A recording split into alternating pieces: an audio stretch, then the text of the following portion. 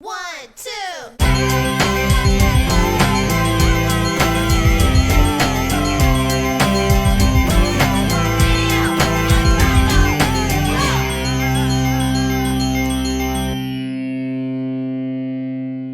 Happy to see you. I know. I'm so happy to see you too. Here we Eh, are once Here we are. again. Welcome to the Video and Vinyl Club. I'm Emmy Wildwood. I am a musician and a producer and a artist and artistic director.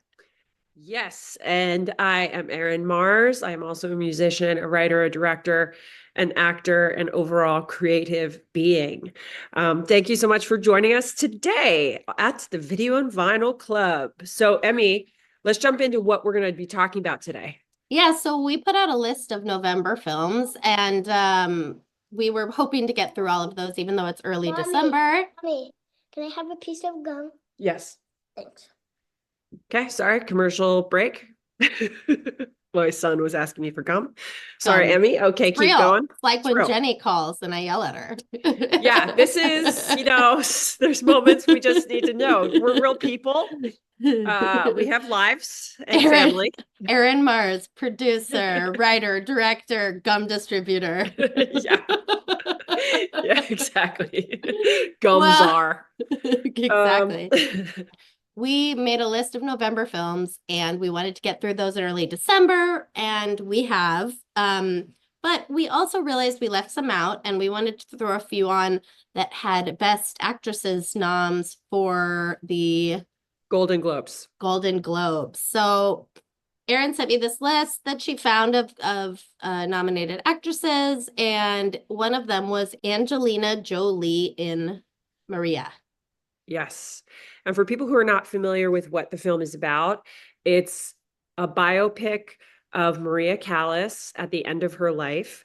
And Maria Callas, if you not know who she is or was, she was one of the most famous opera singers in the world. She had an incredible voice, very different from a typical opera voice. It was almost like a mezzo soprano with a lyrical range. Um, and even more than that, she was just someone who really brought a sense of artistry to the roles that she played and a lot of emotional depth. And she kind of, in a way, really helped keep opera at that time and moment very relevant. She also was a person who was in the press a lot, had a lot of drama, family drama, and I think often was unfairly pegged as being very, very difficult. But as we all know, the press often can be really unkind, especially to women in positions where they're seen. And, so she had a kind of complicated life. Um, so Emmy, you had told me you had watched this film and we should check it out. Mm-hmm. And let's just kind of dive into the film. So you want to give a quick synopsis of how it begins? Absolutely. So Maria is a biographical drama directed by Pablo Larraín, featuring Angelina Jolie as the legendary opera singer Maria Callas. So basically, it delves into Maria's final days in the 1970s in Paris, when she's basically like exploring her personal struggles and reflecting on her tumultuous life, which like it definitely was. So it kind of showcases really this period of time where you can tell she's reconciling everything that's brought her to that point. They make reference to the fact that she hasn't sung in 4 years, Mm-hmm. and that she is experimenting with the idea that maybe she could sing again. She just kind of has to get the gusto up. This also explores her relationship with drugs and alcohol, but specifically drugs called Madrix. That is like an anti-anxiety drug. I looked it up. Haven't heard of that one anytime recently, but I guess it was an oldie but goodie, if you will. Mm-hmm. Mm-hmm. Because it essentially makes her hallucinate, and it explores the freedom she finds in a very unhealthy way of sort of checking out through using sedatives. And probably, like many addicts, puts her in sort of a safe space to look at really why she stopped singing, why she was unhappy, why she maybe was alone in her big, beautiful Parisian apartment with just her staff taking care of her and not a husband or child. So I've read one of the biographies about Maria Callas, and for a good portion of her life, she had a very intimate and complicated relationship with Aristotle Onassis. You might be familiar with that name. He later married Jackie Kennedy after the assassination of her husband, John F. Kennedy. There was a few reasons people kind of speculate on why that marriage happened. When you think of that time period, late 60s, it's like Jackie's husband had been assassinated. Shortly after that, his brother's been assassinated. So to move to Europe is not a bad idea if you're kind of scared because, frankly, you have two family members that were murdered. That's scary, Yeah. So people thought often that that was one of the reasons why, that she did marry Aristotle. And, he's a very wealthy man. He's one of the richest men in the world at the time. Yeah, he was a Greek shipping magnate. So basically, like you were saying, she was sort of a pop star of her time in a sense, even though it was opera. But, the Kennedys were sort of the closest thing we had to sort of royalty, or Jackie Kennedy, as Jackie Kennedy was sort of the closest thing we had to like a princess of our time. And so she kind of had to sort of carry on that important appearance, I suppose. Yeah, and I feel like it's kind of very complicated. I think that like the Kennedys, and they still are in many ways, have that legacy of being one of the most powerful political families in the United States. Everybody recognizes their name. I think that there's so many different reasons. The Kennedy family itself is very complicated. We can talk about that on another podcast when we'll watch a film specifically about the Kennedys. Because we'll watch The Grey Gardens, and we'll watch House of Yes, and we'll watch. I mean, being a kid, I was born in Boston. My mom grew up in Boston, and growing up, she would often say to me, like, when something would happen, it was like, Erin, what would Jackie do? It's like those bracelets that people would wear that were like WWJD, like what would Jesus do? In our house, it was like, what would Jackie do? That's hilarious. She was seen as this like, she's just like the queen of together and beautifully dressed and very polite and soft spoken. And she was fluent in French and she was well read and intelligent, but she was also quiet and kind of demure. And she was quoted as having that thing about jewelry, like to know if you're wearing the right amount of jewelry before you leave the house, take something off. Yeah. So it's like she was this very demure personality versus Maria Callas was this star. She's a huge, big personality she's seen. And also she was Greek American, and Aristotle Onassis, he's Greek. So they had that in common. She started her career in a lot of the Greek opera houses. That's where she did most of her operatic training. So she was there for a long time, and then was encouraged to come to the United States, even though her main mentor teacher said, you should go to Italy. That's where you should go. She said, I'm going to go to New York, came to New York, auditioned, had some things happen, and then eventually went over to Italy, where she became an even bigger star. And part of the whole thing about opera, it is very much like the realm of the wealthy, at that time especially.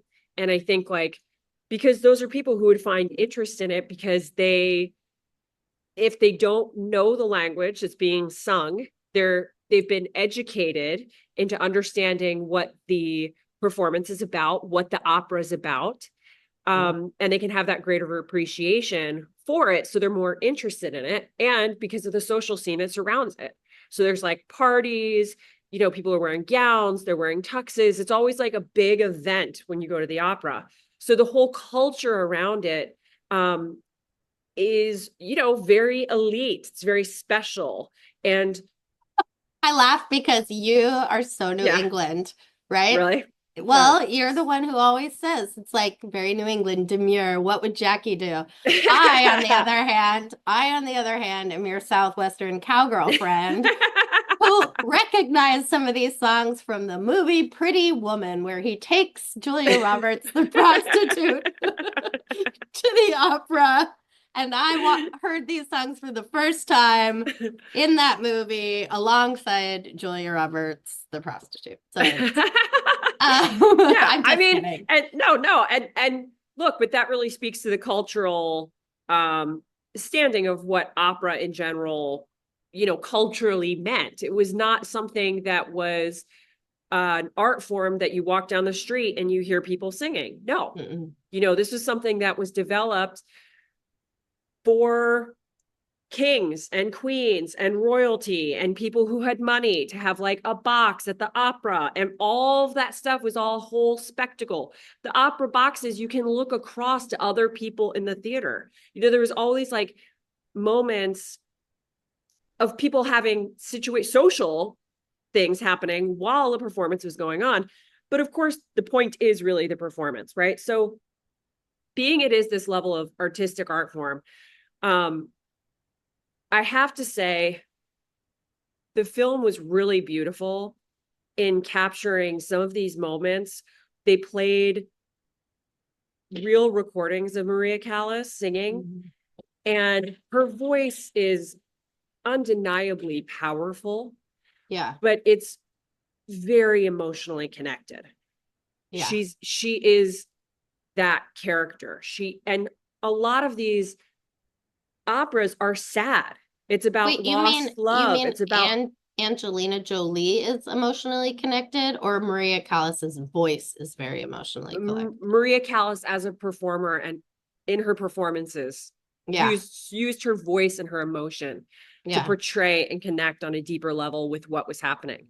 So if you've listened to the podcast before, you might have heard Erin say that she is a classically trained opera singer starting around the age of 14. And although she sings rock and roll like a MFer now, she gets a lot of that power from the diligent training she did as a young woman. Yes.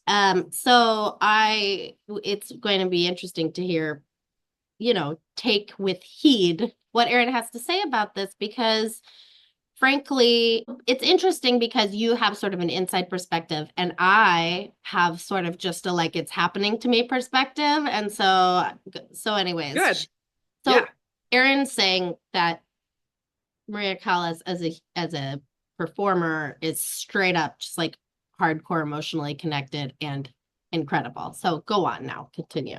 So she, through her career, began to get a reputation for being a diva, being difficult. There had been a picture taken of her where she's kind of like open mouth, aghast, like looking at someone.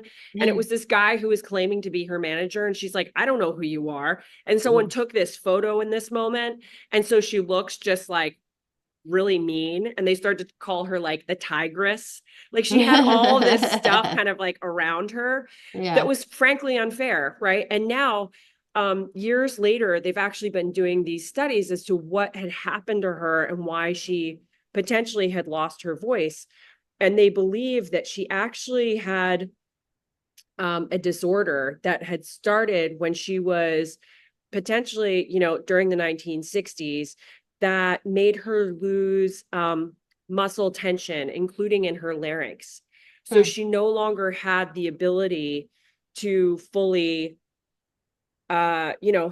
sing like she had before. They think it was dermatomyositis, a rare connective tissue disease that causes a failure of the muscles and ligaments. Terrifying. So it wasn't just that she had pushed herself too far. There's actually a 2010 study by Italian vocal researchers, Franco Fusi and Nico Paolillo, which revealed that Callas was very ill at the time of her death, and her illness was related to her vocal deterioration. So she Right. had this disease that was affecting her vocally, but people were just like, I don't Well, want to say not taking it seriously, but they acted like she was falling apart because she was such a mess. Like the press and it was loves her to, fault. yeah, like a whole narrative about that.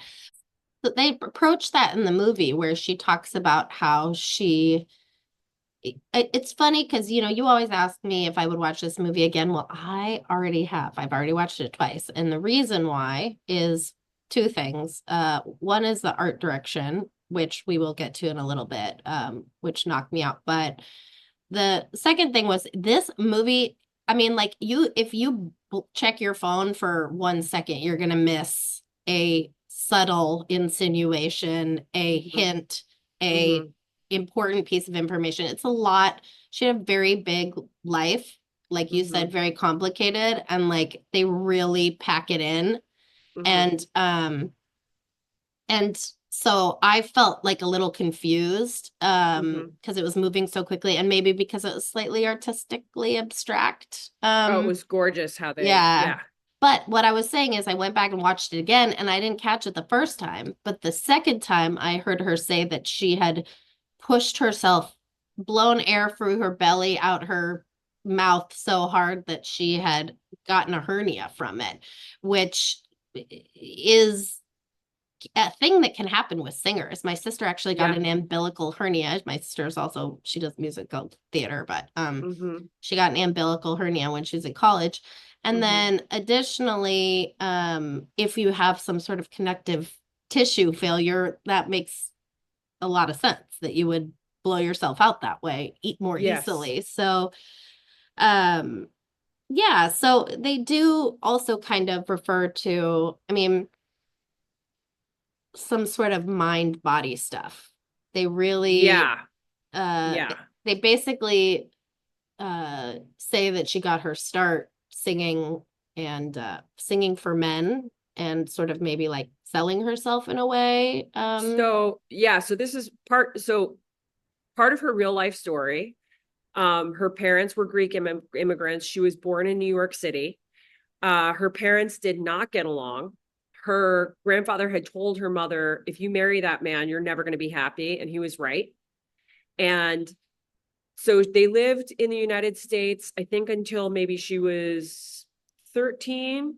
Then they moved back to Greece, and it was the 40s. And what was happening during the 40s was the axis of power. And Greece had been taken over or occupied, basically. And so they were very, very poor. And her mother used her and her sister to get them money. And it's implied she never physically did things, but like that she would have to go out and entertain soldiers and, you know, come home, and then they would have money to eat. And her mom did that to both her and her sister. I thought it was implied that her mom did kind of pimp them her out. out. Yeah.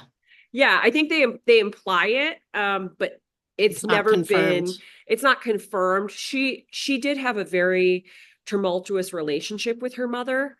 They, you know, her mother would make these, you know, interviews with journalists and say all these kinds of things. She's very difficult. She's this, she's that.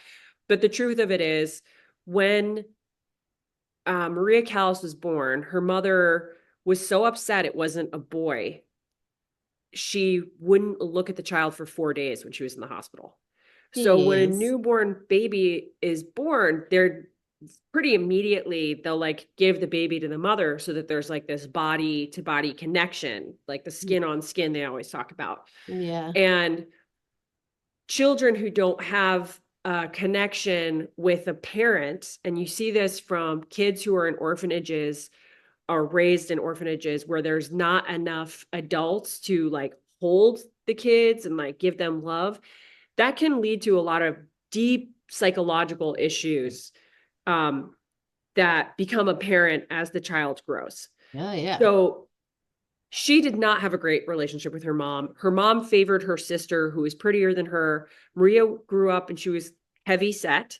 And in the beginning of her career, she was heavier. She wasn't skinny until she decided she was playing this role, and the role called for, this beautiful woman. The character's supposed to be like this most beautiful woman, and these people are falling in love with her. And she decided she wanted herself to have more of that embodiment. And so she lost all this weight. She had been like 5'8.5" and 200 pounds. And then she lost, I think they said she lost like 80 pounds. Whoa. So she really significantly slimmed down. And that was part of the controversy about her voice. Did she lose part of her power because she lost that amount of weight? I don't know, but I can tell you, as someone who went through the classical training and sang some opera and a lot of classical pieces, you physically use your whole body when you're going for those notes and when you're there. You have to have such strong physical support. And before I would sing these things, often it was like the weeks leading up or days leading up, it's like not eating dairy, drinking tons of water, no soda, nothing too salty, all these things. So your body, it's like you're an athlete. It's like making sure you're in top condition, because you're performing at a level normal humans aren't doing, right? It's like, aren't operas like 4 hours long? Yeah, super long. So it's like your stamina has to be so there. And one of the things that I thought was really beautiful about the film, which you've alluded to early in our conversation, is the way that we see her. So the film opens, it's the last week of Maria Callas's life. And through that, she'll walk down the street, and then all the people on the street start walking towards her singing, like she's back on the stage of the opera. And there's all these moments where the reality and the visions kind of mix together. She's imagining half of it that she has a camera guy and a reporter following her around, and she's telling them the stories of her life. And you soon realize, as you keep going, she's just completely imagining these people are there. Yeah, it's interesting. Like, basically she's hallucinating. And they insinuate, like I said, it's because of the drugs, but also there's a line in it where she says, the people sort of thought she was going crazy and that she was losing it because she was talking about her life as if she was being filmed, and she was telling people when she'd go to cafes, because she wanted attention or adulation, as she said it, that she was working on an aria still and all these things. And people were like, you're not doing that. And that she was talking to herself everywhere she went. And there's this line in it where she says, I'm trying something new. I'm saying what I'm thinking out loud for the first time. So meaning it's like, sometimes it's not, maybe it seems crazy to you, but it's not always like crazy. Do you know what I mean? Like, people who lose it towards the ends of their lives are losing a filter. They're not losing they're not always losing their sanity. Do you know what I mean? Yes. I mean, it could be a combination of that. Yes. Absolutely. Yes. But there is sort of like, not, you have to be, most people measure craziness based on how outside of society's standards you're willing to behave. Do you know what I mean? Yes. And I think people earn the right to sort of behave the way they want when they are older and whatever. Yeah. So, well, back to what you said about her needing to be beautiful or losing weight or whatever. I looked her up, and she's like a knockout, like gorgeous. Like the photos of her, not only was she styled like amazingly well, like she fully rocked the wing liner. She looked a little bit like modern.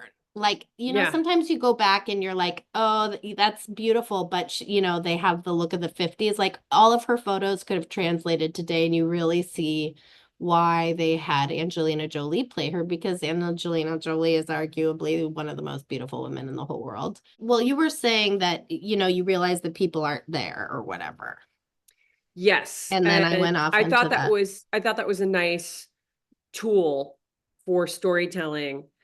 I think it's very difficult to watch a biography of someone who's very, very well known, especially when there's an audience of people who might really know that person very well or have read a lot about that person. And so it can be really tricky, right? There's some biographies that you see, and I mean, how many Elvis biographies are there out? Like, yeah, you can tell the story all these different ways, but sometimes that works and sometimes it doesn't. And I think with a character, which is what she was this larger than life person.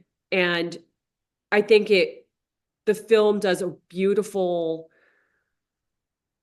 honoring to her to show her humanity and the depth and kind of like the sadness that she lived Oh, with yeah. throughout Oh, yeah. her life. And the way that she was very misunderstood. I felt like very misunderstood. She had a lot that she had to deal with, and I think was very unfairly portrayed in many moments by the media, even in the scene in the film, which really actually pissed me off, where she's just sitting outside and a guy comes up to her and he's like, "Oh, I had tickets to see you in New York. You broke my heart. You canceled it."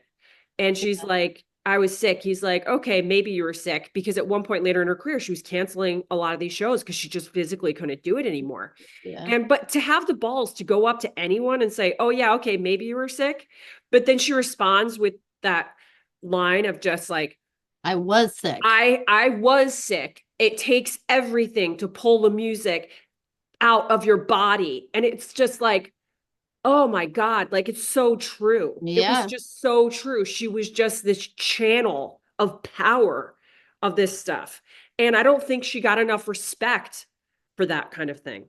Oh, yeah. Well, I know, it's like earlier I said, she was sort of the pop star of the wealthy of that time. And Mhm. if you think about what people do to Britney Spears, or even like Chappell Roan, who we talked about a few episodes ago, like she was getting massive hate on social media for canceling shows because it was just a lot. It was too much for her. She was getting sick. I mean, she blew up so fast. And think about at the time, like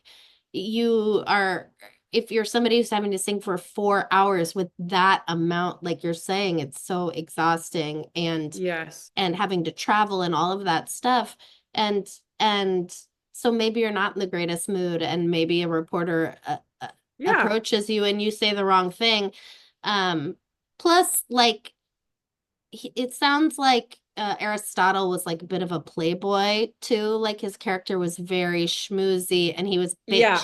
and because she left her husband. I mean, it was rumored that she left her husband for him because she was married when he met him, and he immediately is like, "It's 1959. We can be in love," And Yeah.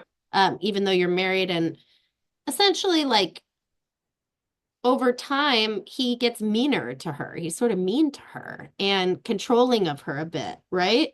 Yeah. So her first marriage, she was married to a man who is 25 years older than her, and she married Whoa. him when she was like 22. So a lot of people have remarked that, they got married and he immediately became her manager. Ugh. And in some ways, yeah, I know. Sounds terrible. So just with that information alone, I mean, let's be honest. She was probably pretty manipulated by him. And, Yeah. a lot of people don't say the nicest things about that husband. So I think when she met Aristotle and he, you know, went after her so hard, I think it was very flattering, but I think that they did end up having a real love relationship. Yeah.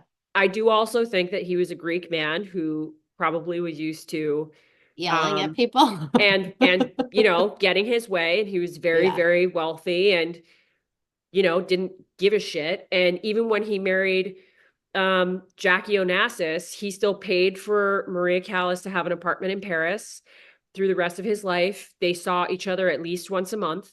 So And European. many people said that Maria Callas really was like the love of his life. She Oh, was well, she that's was good. really his wife, Well, He she was just, at some point in it, she says he wouldn't let me sing anymore. He wouldn't let me. he had just started to discourage her, I think, but I don't know really the truth to that part.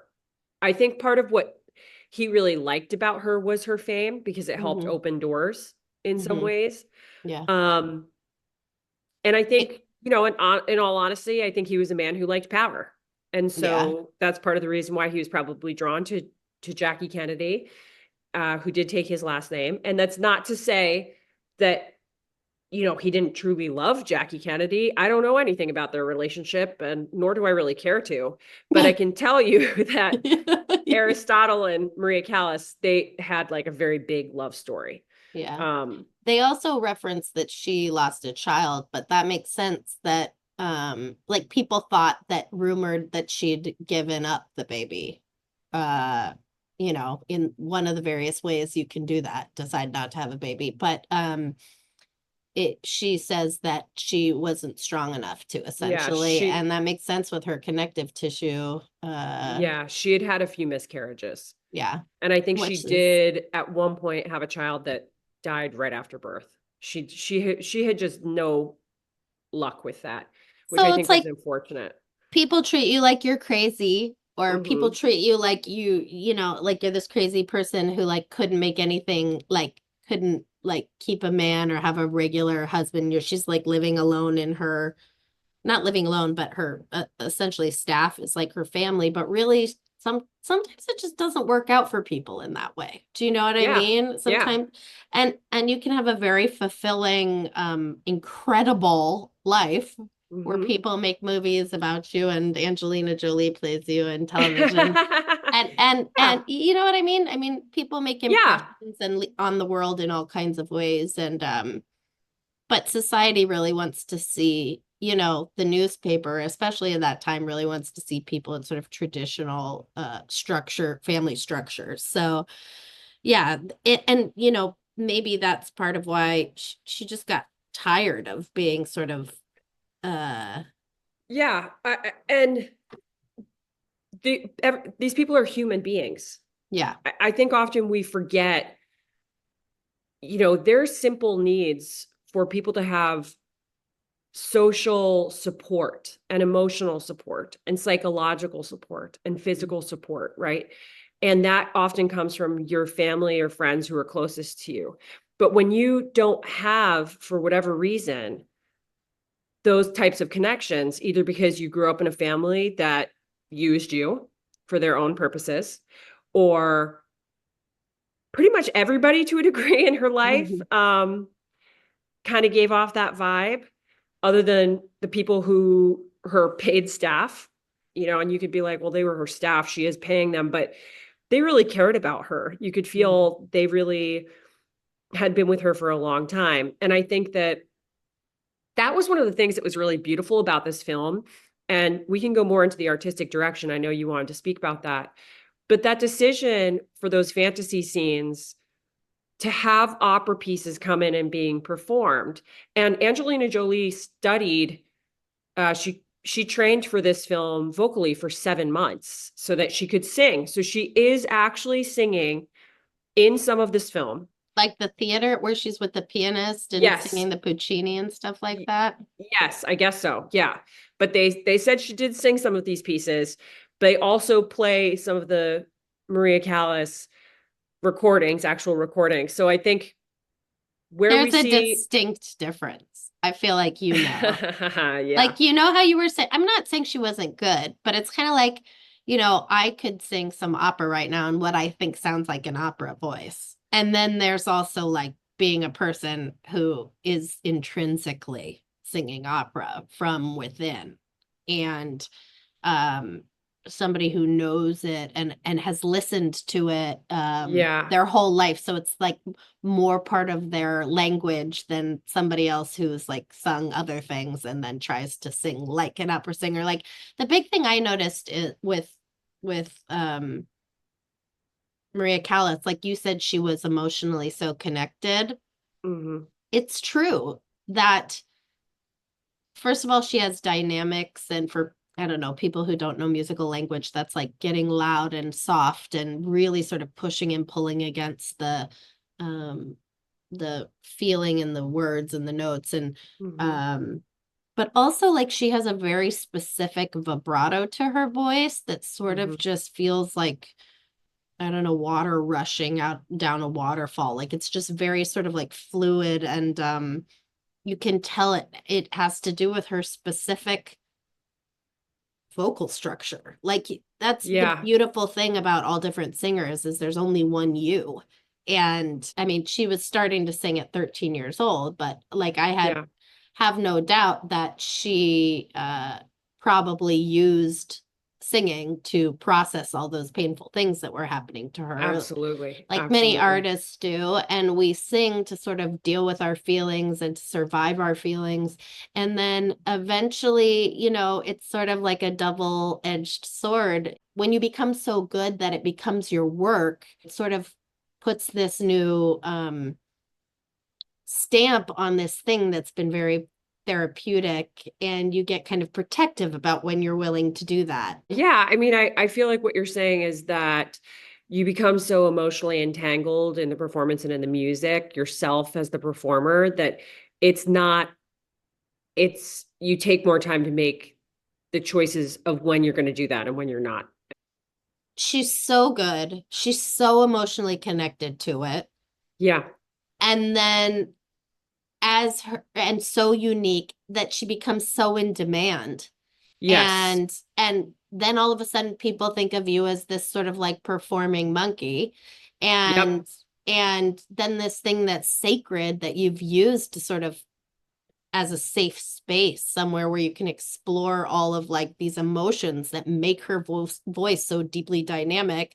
Yes. Suddenly it's not like a safe space. You're literally vulnerable to the whole entire world. Yeah. Um, Yeah.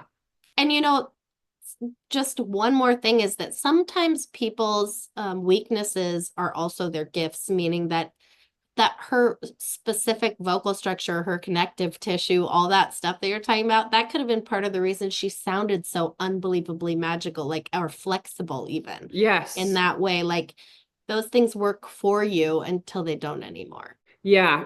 I mean, she had an incredible range. I think it's also, I want to just note this about her as a singer.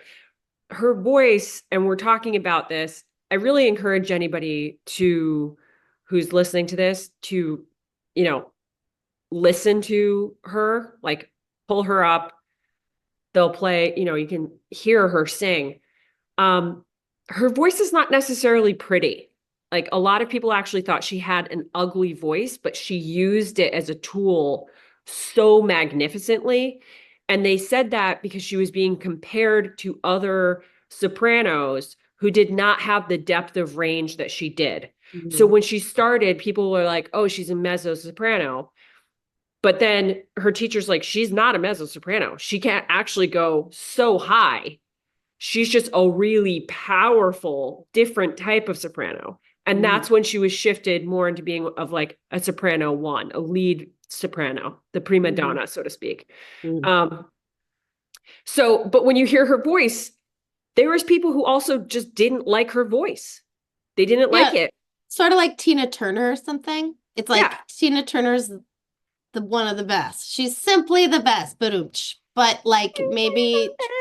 traditionally it's not the most like it's not a nice voice. It's but it's deep and powerful and jugular and Yeah. yeah, so maybe it's the opera version of something like that. Yeah. Yeah. Exactly. Right? Yes.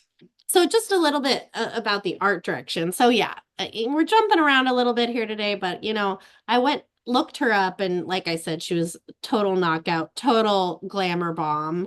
Like her color choices and saturation and looks were all incredible. And so immediately I was like, who did the production design and who did the costume design specifically? And the film's production design was led by Guy Hendrick Dias. I don't know him. But with Tom Brown serving as supervising director, and basically they teamed up and crafted sets that like authentically represent various, you know, periods and locations significant to her life. So including, and most sort of what you see the most is her Parisian apartment and a lot of the iconic opera stages. So those are, I mean, the sets are insane. I really was like, are we in those opera houses? But Yeah. they recreated them, which is wild. But then costume design specifically, like I just couldn't stop seeing amazing, amazing fashion in this movie. Like from her knit robe, like her Oh hand knit, God. like I was like, whoa. And then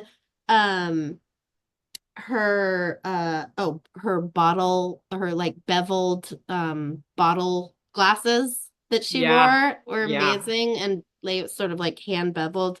And then she wears diamonds throughout the whole thing, and they're all Cartier diamonds. I looked it up, and it's like, Ha ha ha. I think Well, Jolie sort of used her hookups and got some Cartier diamonds yeah. in this movie. So Wow, beautiful. Well, she was myopic. Maria Callas was so that means nearsighted. And when she was on stage, she wouldn't wear glasses, so she was basically blind.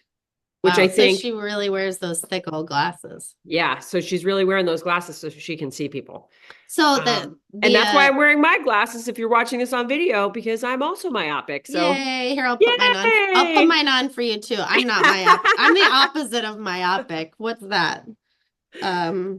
Farsighted. You're farsighted. Um basically Massimo Cantini Perini was the costume designer, and he was like a straight up Italian costume designer. Oh, So yeah. yeah, he created over 60 outfits for Angelina Jolie, who portrays Maria Callas, some of which are meticulous recreations of Callas's most iconic attire. And he was super dedicated to the authenticity, using a ton of vintage garments. And then also, which I thought this was really great, is he included 2 pieces that originally belonged to her. So they got some of her original Wow. wardrobe in there. And it shows, like, a lot of this stuff is like, it could only be Yeah. in fact, it's so iconic, it made me wonder, like, there's a whole look that Marilyn did, Diamonds Are a Girl's Best Friend, Yeah. that From Gentlemen Prefer Blondes. from Yeah. Gentlemen Prefer Bonds, that she clearly lifted off of Maria Callas. A. B. Um, some of these looks that are even in like Disney films, because a lot of those classic Disney, Snow White and Yeah. all that stuff, those are like 30s, 40s, 50s, all this stuff.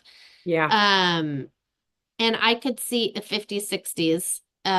I could totally see some like looks lifted off of her for some of those Yeah. cartoon sort of. I mean, it makes sense that they borrowed that stuff from opera. Yeah. It's like drama, drama, drama. And anyways, it was like gorgeous. The colors were so rich. Oh, and the last thing I wanted to say was, you said that she was sort of seen in the press as being difficult, but all the Yeah. photos and like live footage I see of her, she's being so cute. If I anything, know. it's like she's winking and making like a funny little, she reminded me of Yeah. like my mom or something, or like, Yeah. like one of my girlfriends behind the scenes, like just Yeah. being like, she seemed real sweet and funny and kind of bashful. And I think she was. I think Yeah, she was. I think it's, we see what we want to see. In the sense of, the press, it works in their favor more if they say people tend to prefer, crap talking than like, this person's great sometimes. right. That tends to be just the go-to. Unfortunately, I feel like that's changing, but that tends to be what people say. And you Yeah, see that still with people who are Madonna. Oh, Madonna's difficult. Ariana Grande. Oh, Ariana Grande is difficult. Like, women who are big singers, big stars, very often are labeled difficult, yeah, hard divas. to work with, diva, Yeah. bitch, whatever. And I think it's just, yeah, maybe they're asking for space that they deserve to have. And women Mhm. are not given the space, Yeah. because like many women, you're not just giving X, you have to give X and Y and Z. You have to Mhm. give more all the time. And people Yeah. expect that. They expect that you are always going to be on. You're always going to be friendly, no matter what, especially when you're a famous person. Yeah. Whereas somebody else could be like, I'm not in the mood, guys. And people are like, oh, it's okay. He's worked hard. It's okay. You know what I mean? Yeah. So Why a lot of famous people become isolated because they'd rather like not ever go out again than be talked badly about. So absolutely. So would you see this film again? I already saw it again, but Oh yeah, you said you would. Sorry, what's your Video on Vinyl Club rating? So all I will say is that I feel like for me, this is like in the 7s. I don't know. I already asked you what yours is, and I feel like I shouldn't have because it's influencing me. But but I mean, I will say that I watched it twice specifically because I didn't understand the first time. And the only criticism I read about it was that they said the artistic choices actually got in the way of the storytelling. And I could see that. But honestly, like I liked it so much, I watched it again. So, I mean, if we're going to take into account the fact that I was a little confused, I'll give it a 7. Yeah. I mean, I think to me, it's like a 7 or 6.5. Yeah. Oh, yep. What's up, buddy? Our intern's here. And can you put me to Scooby-Doo episodes? You want to watch more Scooby-Doo episodes? Okay. Well, that means it's time for me to go. Next week on the podcast, Scooby-Doo. Just kidding. Come here. Say hi to Emmy. You can wear the headphones. Hey, buddy. Hi. How are you? Good. Thanks for tuning in. Okay. Say thanks for listening, everybody. You can find us on Thanks iTunes. for tuning in. Thanks for tuning in. You can find us on Spotify, iTunes, iHeartRadio, Amazon Music, and wherever you listen to podcasts. And please leave us a 5-star rating. We really appreciate it. Every little nice word counts. Thanks so much. We'll see you next week. Can you go like this? 1, 2. Okay, fine. 1, 2. 1, 2.